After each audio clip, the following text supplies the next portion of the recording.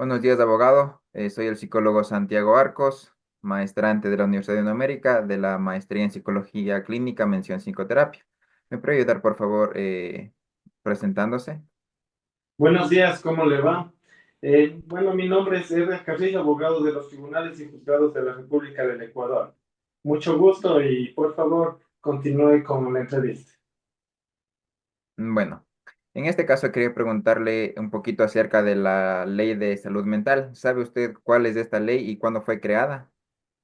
Sí, claro que sí sé sobre la ley y además esta ley fue publicada en el registro oficial el 29 de diciembre del año 2023. ¿Qué opina usted acerca de esta ley? Bueno, mi opinión es sí es una ley que tiene un gran avance dentro de la sociedad, ya que enfoca, digamos, con el objeto de garantizar el derecho a la salud mental de las personas con trastornos mentales, además de basada en los derechos humanos. Esto también establece garantías, responsabilidades entre el profesional y también con el paciente. Además, para proteger los derechos de las personas con trastornos mentales a fin de eliminarle el estigma y promover su inclusión social. Eso sería mi opinión. Ya, listo. Tal vez usted conoce cuál es la diferencia entre consentimiento y asentimiento informado. Claro, el consentimiento en sí sería, digamos, el acuerdo voluntario que tiene una persona adulta que es mayores de 18 años en sí para, digamos, enfocarse, digamos, en sí, digamos, hablando de la ley orgánica de salud mental, sería para basarse en un tratamiento o una intervención con un psicólogo o el profesional en sí. El asentimiento informado sería, digamos, el acuerdo que tiene, digamos, digamos niñas o niñas o personas con capacidad limitada. Estas estamos hablando que serían menores de edad, pero en sí deberían tener digamos, esta atribución, digamos, con la autorización de los padres que son los representantes legales. Eso sería, digamos, la diferencia de estas dos. ¿Y qué opina usted acerca de la aplicación de los mismos? Bueno, la aplicación, pienso yo que en psicología y en medicina esto, digamos, estaría muy bien, ya que esto protege la autonomía del paciente y fortalece una relación de profesional a paciente, basándose en respeto y transparencia, además de una confidencialidad. ¿Es cierto que este consentimiento informado se puede aceptar, negar o revocar en cualquier momento? Claro que sí, esto se podría aceptar, negar o revocar en cualquier momento. Incluso esto se podría, digamos, negar o aceptar o revocar, incluso así se lo haya dado desde el inicio para una intervención. Digamos esto con el fin, digamos, de establecer de que cada persona tiene, digamos, digamos, sus decisiones. Por eso sí se podría esto hacerlo en cualquier momento. Ok. Eh, entonces, pasando un poquito después de esto, ¿usted sabe en qué ocasiones el psicólogo puede romper el sigilo profesional? Claro que sí. Esto en sí, digamos, en lo profesional sería digamos, en tres etapas fundamentales. Se podría romper el sigilo profesional. La primera sería cuando está, digamos, en riesgo inminente una vida o integridad del paciente o a su vez de terceros que tengan peligro con este paciente. La segunda se trataría cuando por decisión de un juez se lo podría hacer, ya sea, digamos, en un proceso judicial cuando el juez competente lo atribuya. Y tercero, se podría hacer, digamos, en personas menores de edad o personas incapaces que estén en situaciones de riesgo, abuso o maltrato en sí de cualquier criterio. Ya, perfecto. Y una vez que hablamos de esto de romper el sigilo profesional, ¿usted sabe acerca de los fundamentos éticos y bioéticos del desarrollo profesional? ¿En qué consiste? Claro, los fundamentos éticos en sí son los principios de cada persona, de cada profesional, como respeto, responsabilidad, la honestidad, la confidencialidad y, digamos, la autonomía. Estos serían, digamos, los fundamentos éticos. Los fundamentos bioéticos, en cambio, son digamos, los valores más en los que es en ámbitos de salud, considerando como cuatro principios fundamentales. Yo pienso que los cuatro principios fundamentales serían la autonomía, la beneficencia, la no maleficencia y la justicia. Esos serían como los cuatro principios fundamentales en sí. Sí, correcto. Acerca de la deontología profesional, ¿qué sabe usted sobre eso? ¿Qué conocimiento tiene? Bueno, la ontología profesional sería el conjunto de normas de éticas y deberes que rigen el comportamiento a los profesionales. Esto, digamos, en una carrera implicaría el actuar de la responsabilidad de que tiene, digamos, cada profesional, como la confidencialidad, el respeto, digamos, hacia el paciente, a fin de darle una dignidad humana y el compromiso que tiene, digamos, con el paciente. Esto sería, digamos, la deontología profesional. Ok. Y yéndonos un poquito más sobre su rama, que sería lo legal. ¿Sabe usted acerca de las sanciones de faltas leves, graves y muy graves de la Ley Orgánica de Salud Mental? Claro que sí, tiene similitud con otras leyes, digamos, estas faltas, digamos, o que sancionan a la ley orgánica de salud mental. Como falta, digamos, como similitud, y como lo manifestaba, pueden estar las faltas leves, las faltas graves y las faltas muy graves. Las faltas leves en sí son como las demoras administrativas, digamos, un incumplimiento a los protocolos, y esto como sanción tiene una amonestación verbal o escrita. Las faltas graves, en cambio, son cuando hay una violación del consentimiento informado, prácticas discriminatorias, digamos, tal vez rompe el sigilio con el paciente. Esto como sanción tiene multa o suspensión temporal. Las faltas muy graves, en cambio, son como el maltrato, la tortura, la negación, la atención de urgencia o divulgación indebida de información sensible.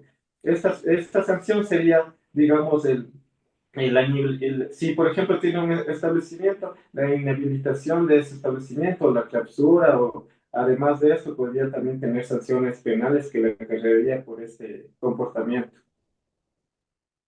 Ujú. Y tal vez es posible que el juez solicite la historia clínica de algún paciente, algún centro psicológico o algún psicólogo que trabaje independientemente.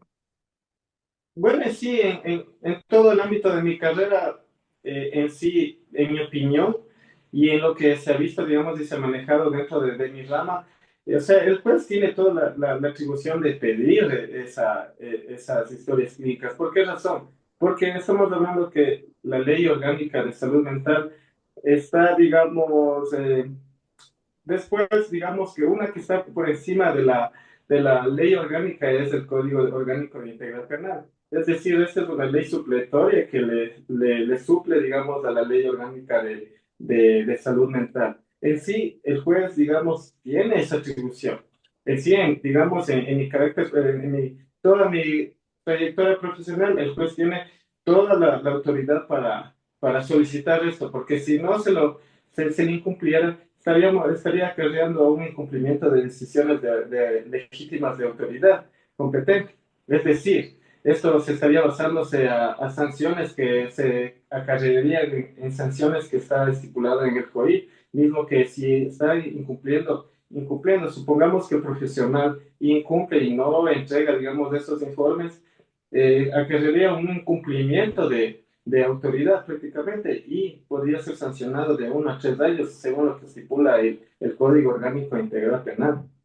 Eso es mi, según digamos, mi experiencia prácticamente. Ok, ¿qué, tal vez alguna recomendación o qué le pareció este tipo de preguntas con respecto a usted? Si es que estaba informado o tal vez le tocó un poquito revisar estas preguntas, estos temas.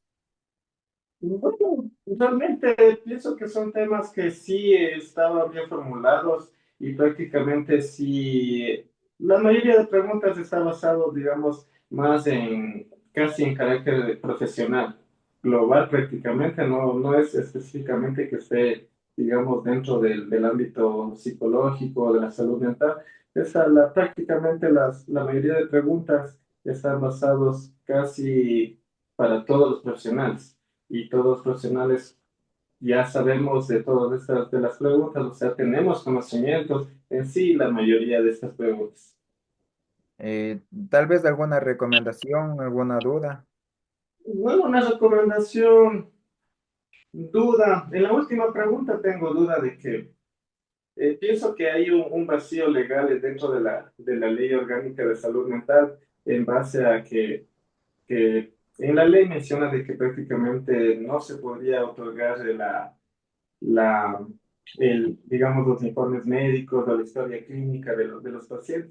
Pero ese es un vacío legal porque si nos ponemos a ver, digamos, cuál es una ley mayor que sería el Código Orgánico Integral Penal, que si estuviera, digamos, si supongamos, ¿no? Un profesional no quiere otorgar este informe a un juez, el juez le puede sancionar porque el juez prácticamente es una autoridad competente que tiene poder, digamos, es un poder del Estado prácticamente. Por eso yo pienso que no está bien regulado eso dentro de la ley orgánica de salud mental y sería, digamos, de tener como una recomendación, tener como un hincapié para ver si se podría reformar eso o cómo se lo podría solucionar en base a eso. Porque van a tener muchos problemas, yo pienso que van a tener muchos problemas los profesionales cuando se trate de, si quieren basarse en la ley orgánica de salud mental, en no otorgar esos informes, pero van a tener problemas con un juez, con una autoridad competente, van a tener problemas. Y ahí van recién a querer modificar prácticamente esa ley en base a eso. Eso Claro, es sería que mi en este caso, un recomendación. poquito de este problema, como usted menciona, sería como que la historia clínica no puede salir de las manos de un psicólogo. Sin embargo, si es que el juez solicita, puede emitir un informe psicológico, salvaguardando como que la integridad del paciente y sin dar toda la información, sino únicamente la información requerida por el juez, para así Claro, tanto claro. cuidarse a sí mismo como al paciente y no tener problemas mayores, como usted menciona, para que luego haya sanciones. Claro, por eso digo, o sea, no estaba muy clara prácticamente en sí esa pregunta en sí, podría decirse. Pero como usted lo manifiesta, sería de esa manera. O sea, que prácticamente lo que el juez, digamos, si el juez pide exactamente, digamos, ciertos términos de que, digamos, de información, se los debería dar. Pero claro que no sería de darlo todo, ¿no? Como solo me manifiesta, sino darlo lo que el juez lo requiere. Justamente lo que el juez lo requiere, salvaguardando los derechos también del paciente. Ok, entonces de mi parte eso sería todo. Tal vez algo más, sino ya como para tal vez ir finalizando. No que ningún detalle más, ni recomendación, ni nada. Listo, entonces muchísimas gracias, le agradezco. ¿Ya? Buen día. Igualmente, que pasen muy bien y un gusto. Gracias, buen día. Hasta luego.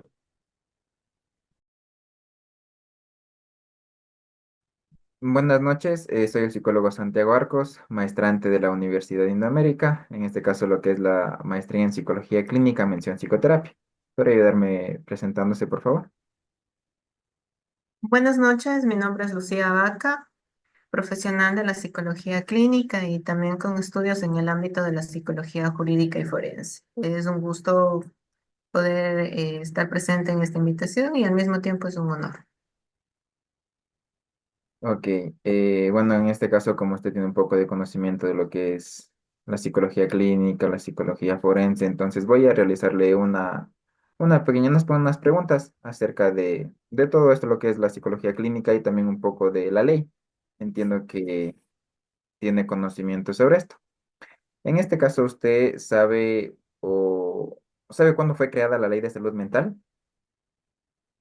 Bueno, en este sentido lo que nosotros podríamos decir es que de pronto el mayor auge o el mayor conocimiento que tenemos actualmente es con la ley que se dio a conocer el año anterior. Que ya se registró y que fue aprobada prácticamente para su promulgación en el año anterior. Entonces, esta ley nos ayuda un poco a tener el contexto actual, a poder trabajar de una forma mucho más amplia y que también las instituciones que tienen a su cargo los servicios de salud mental puedan tener una mayor cobertura. o de cierta manera puedan tener un alcance distinto y una ejecución distinta a lo que probablemente se venía dando en años anteriores y que de pronto era poco conocido. Entonces, de una u otra manera es un avance positivo, que necesita también seguir puliéndose, pero es un avance bastante positivo. Exacto, tiene que con el tiempo ganando los premios para poderle ir modificando. Así es. ¿Ustedes saben cuál es la diferencia entre consentimiento y asentimiento informado? Bueno, el consentimiento, como lo dice, es una autorización. Pero esta autorización que se le otorga al profesional viene de la mano de una explicación previa de lo que se va a realizar, de cuál va a ser ese procedimiento y de pronto los alcances que se va a tener con ello.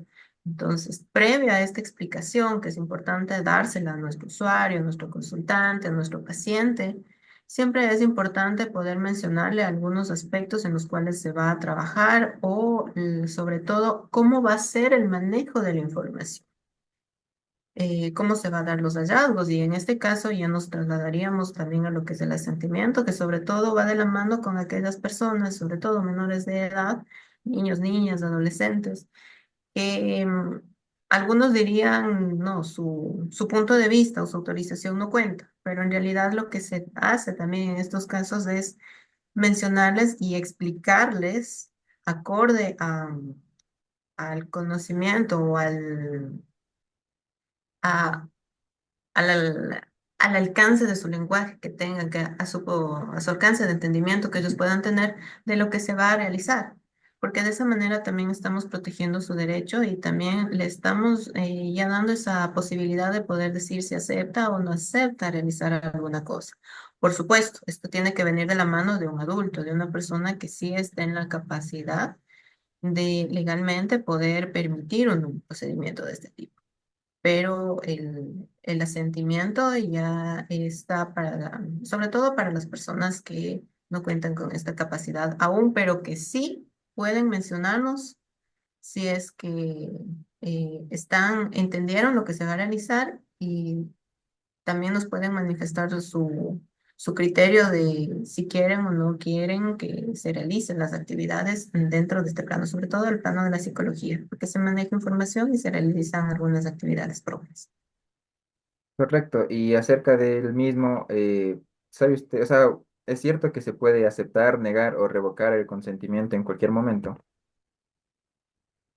A ver, por más que nosotros inicialmente incluso tengamos un documento, que eso sería lo más importante, indistintamente el ámbito en los que nos vayamos a desempeñar, por más que inicialmente nos dijeran, sí acepto que se realice esta actividad, que se realice este procedimiento, también tenemos que comunicarle, informarle que en el momento en que la persona no desee continuar, está en su derecho de decir no quiero continuar. Pero aquí viene un aspecto importante. No basta con solamente que nos diga el no quiero, sino que esto también debe estar debidamente registrado, porque de esa manera también es, por una parte, diríamos que es una especie de protección para el usuario, que es algo que le ayuda a manifestar su criterio, pero también es una protección, es un blindaje profesional. Porque de que el caso se diera o se viera inmiscuido en alguna situación, nosotros como profesionales también deberemos de pronto tener nuestros registros y dar cuenta de nuestros registros a quien los solicita, a la autoridad que debidamente los solicite.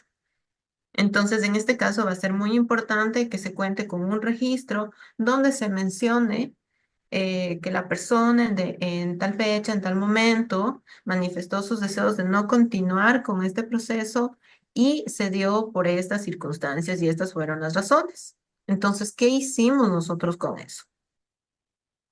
Eso sí es sumamente importante, que independientemente del ámbito en el que nos encontremos desempeñando, haya el registro de cada una de las actividades y más aún cuando estos procedimientos por alguna razón no se pueden concluir o no se van a dar continuidad. En este caso, respalda tanto al profesional como al paciente. Sin duda, o sea, al paciente o al usuario, como el paciente, usuario, consultante, dependiendo del ámbito o el término que nosotros utilicemos, eh, plasma y le respalda porque, por un lado, se ha respetado su derecho a manifestar su voluntariedad de realizar una actividad, porque aquí estamos hablando de voluntad también, la voluntariedad de que se realice la actividad y al mismo tiempo blinda y protege al profesional. Lo reitero, sobre todo en esos casos en los que vemos que pudiera existir alguna situación de riesgo, de pronto el riesgo de la vida de alguien, de alguna persona o del mismo paciente. Entonces, eso blinda porque queda por sentado cuál es el motivo y de esa manera podemos también prevenir. Exacto, y como usted menciona en este caso, tal vez el que esté en riesgo la vida, ¿en qué ocasiones el psicólogo puede romper el sigilo profesional? Exactamente, ese es uno de ellos. Y eso es parte incluso de lo que en el momento del encuadre, en ese contacto inicial que se tiene, también es importante mencionar que de pronto, de darse alguna situación en la que se vea implicado el riesgo de nuestro paciente o de alguna persona, se va a proceder a informar a quien, en este caso, a quien se considere pertinente o de pronto alguna, ¿por qué no? Incluso alguna autoridad, porque eso también nos protege y nos faculta para poder hacerlo, ¿no? Si nosotros observamos que hay alguna situación delicada o sensible o que, ¿por qué no? Y se implica en un delito, o sea, hay alguien que puede estar afectado de una manera bastante fuerte, entonces esa es una de las razones y los motivos por los cuales se puede romper el sigilo profesional, pero no quiere decir que vamos a informar todo, sino únicamente lo que corresponda informar. Y ahí sí involucra nuestra parte, nuestro criterio técnico profesional. Y de la misma manera mantener el respectivo respaldo. Y de la misma mano que usted menciona, o sea, mantener nuestra línea profesional y ser respetuoso también pertinente con lo que se va a informar. ¿Usted sabe cuáles son los fundamentos éticos y bioéticos en el desarrollo profesional? A ver, la ética viene de la mano de todas esas normas, de todos esos reglamentos, leyes que nos ayudan a tener en claro cuál va a ser nuestro manejo, cómo tiene que ser ese respeto, respeto a derechos, respeto al procedimiento, respeto a el tener, el saber salvaguardar y mantener un sigilo de la información. Entonces, todo esto forma parte de ese compendio y de parámetros que nos permiten saber cómo nosotros podemos regirnos e incluso hasta dónde podemos hacerlo.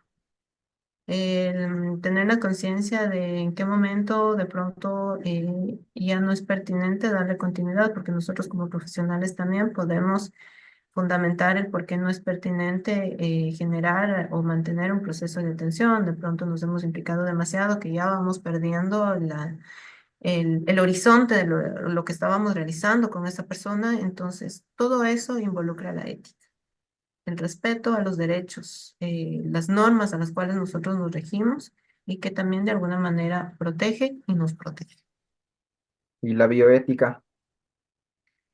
Todo está enmarcado dentro de ello, el respeto, o sea, tampoco nos vamos a poner a experimentar con las personas, no vamos a medirlas, sino todo dentro del marco que involucra el respeto y sabemos que debemos tener también autorizaciones, entonces dentro de eso, así como hablábamos anteriormente, los consentimientos, entonces el saber manejarnos dentro del plano que corresponde para hacer procedimientos, para hacer estudios, todo eso involucra el tener claro, o sea, el saber manejarnos de una manera con las normas e incluso con la moral correspondiente sea, sin irnos a un extremo tampoco, ¿no? Y sobrepasar por nuestros intereses, con el argumento de tener intereses profesionales para lograr algo, llegar y sobrepasar y terminar lastimando o hiriendo a nuestro usuario o a nuestro paciente. Y acerca de la deontología profesional, ¿sabe usted algo de eso tal vez? Va de la mano de lo anterior. La deontología es ya la parte que nos va a normar, cómo vamos a funcionar dentro de nuestro campo de esa. Así como en las otras profesiones tienen su normativa, médicos, médicos, abogados, contadores, ingenieros, cada quien tiene su propio código deontológico, nosotros también, entonces va de la mano de lo anterior. Todo eso nos permite normar y regular nuestro accionar profesional y también tener nuestros límites profesionales. Así es. Acerca de las faltas, de las sanciones, ¿usted Mm. sabe un poquito tal vez de las sanciones de faltas leves, graves y muy graves que existen en la Ley Orgánica de Salud Mental? Bueno, sí nos establecen algunas de ellas que también van de acorde a eh, cómo se va fragmentando la ley. eh, Quizás desde lo más simple, desde una multa con un valor pequeño hasta algo que vaya acrecentando, obviamente considerando cómo ha sido la infracción. O sea, si se ha roto un sigilo profesional, si se ha hecho un mal manejo de la información, si de pronto se le expuso, no se la guardó debidamente, em, no se ha hecho un trabajo respetando los derechos de nuestros pacientes. Si formamos parte de instituciones, formamos parte de centros o estamos inmiscuidos en otras ramas, entonces cada uno de ellos, nosotros como profesionales de la salud, eh, nos da también otro parámetro importante que quizás deba ser revisado un poco más acorde a nuestra realidad porque profesionales de la salud estamos involucrados varios. O sea, en la ley nos menciona quiénes sí y quiénes no. Y de alguna manera un poco excluye a ciertas ramas, en este caso de la psicología mismo, las deja un poquito de lado porque como que dicen no, no está tan involucrado aquí. Ustedes pertenecen más a otro campo y eso también nos ayuda un poco a observar y un poco a establecer los parámetros de pronto no tener alguna intrusión en un campo en el cual quizás lo conocemos, pero que formalmente no estamos autorizados. O sea, puede sumar nuestro desenvolvimiento profesional, pero no es la base o lo principal en lo que debemos desenvolvernos. Entonces, como a veces suele pasar, ¿no? Entonces, regirnos un poquito, sí, algunas personas no comparten ese sentido, regirnos un poquito por los títulos o por nuestros estudios que estén debidamente registrados, pero eso también forma parte de la ética profesional, el saber desempeñar lo que debidamente sí está autorizado a hacer. O sea, de pronto no utilizar terapias que, como veíamos la parte anterior, la parte de la ética y la bioética, que no estén debidamente autorizadas, que no tengan los respaldos, los estudios necesarios para poder aplicarse en la población. Entonces, todo eso nos ayuda a regular. Pero lo reitero, de pronto sí es algo que amerita ser revisado y un poco estar más acorde a nuestra realidad porque nuestra realidad puede variar de las de los otros lugares y nuestras leyes también. Entonces, algo que sea proporcional y acorde a nuestra realidad. Eso es lo más importante. Claro, igual esto tendríamos que revisar porque es igual algo a lo que tal vez nosotros como profesionales de la salud mental estamos expuestos y en caso de que tal vez estemos haciendo algo mal, podemos ser sancionados y nos puede perjudicar. Claro, es que sin duda es sumamente importante. O sea, nosotros debemos conocer cuáles son las leyes que nos protegen, que nos amparan, para no caer en situaciones que nos puedan perjudicar profesionalmente y que puedan perjudicar a otras personas. El desconocimiento, como siempre lo decimos, el desconocimiento no nos va a eximir de algún tipo de responsabilidad, el no saber que de pronto no podía ejercer una terapia, que no podía ejercer en determinado campo el momento en que llegue una sanción porque de pronto desconocí y omití algún procedimiento, nos puede acarrear complicaciones.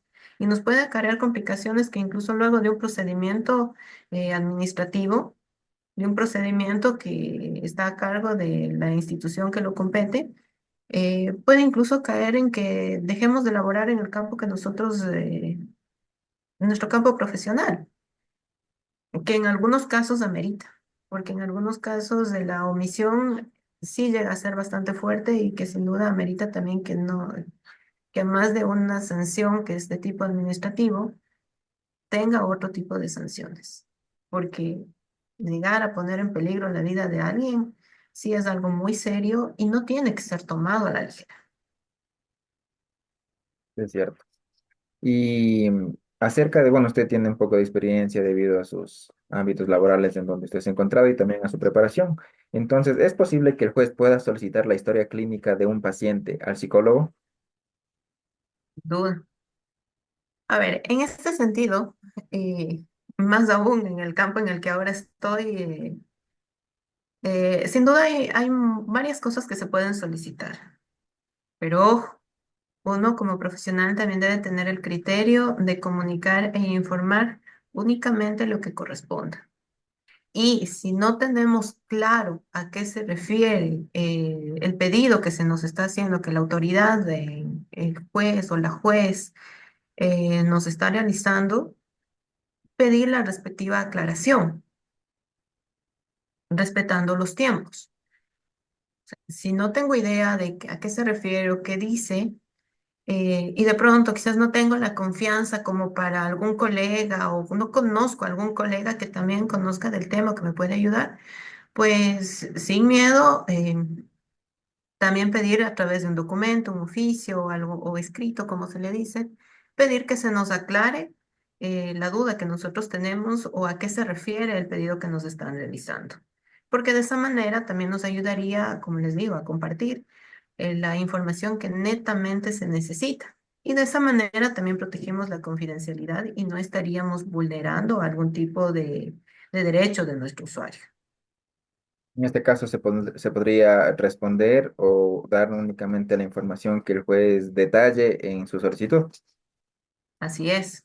O sea, quizás es un tema que para muchos sería un poco extraño, un poco de sorpresa, pero es, es algo que, no sé, quizás no muchas personas lo trabajen de esa manera, pero sí es importante el fomentar y un poco perder el miedo a preguntar, y más aún cuando se trata de un tema legal. Mucho se dice de que no hay preguntas malas, ¿no? Y qué mejor que ir poco a poco fomentando esta parte de preguntar y en el campo profesional preguntar a la autoridad a qué se refiere o de qué se trata, o por favor acláreme el pedido que usted me está realizando sobre tal persona, y de esa manera pues se canalice y se emita la información que corresponda o los extractos de información que corresponda de la manera más protocolar posible y guardando las rigurosidades del caso. Me parece muy bien. Y ya como tal vez para ir terminando, alguna recomendación, alguna duda, ¿qué tal le parecieron estas preguntas? En general, las preguntas me parece que son bastante fundamentales y elementales para la carrera profesional de cada uno de los colegas. Se hablaba de que la parte ética es algo por lo cual nosotros deberíamos empezar cuando recién optamos por una especialidad o por alguna carrera, porque la parte ética es algo que nos va a regir. Y si no existe ética y si no sabemos trabajar con ética, va a dejar, nuestras acciones van a dejar mucho de qué hablar. Y qué mejor si desde los primeros momentos y los primeros instantes nosotros conocemos nuestro perfil de trabajo, dónde podemos movernos y aprendemos a respetar también el trabajo de los otros y de las otras especialidades y de las experiencias que vamos construyendo poco a poco en cualquier ámbito, porque podemos saber la teoría, pero ya la ejecución en el campo va a ir variando poco a poco. Y podemos movernos dentro de la misma institución y hacer varias cosas, pero al mismo tiempo la ética es parte de la humanidad, es parte de nuestros valores, primero como seres humanos y por consiguiente dentro de nuestro campo profesional.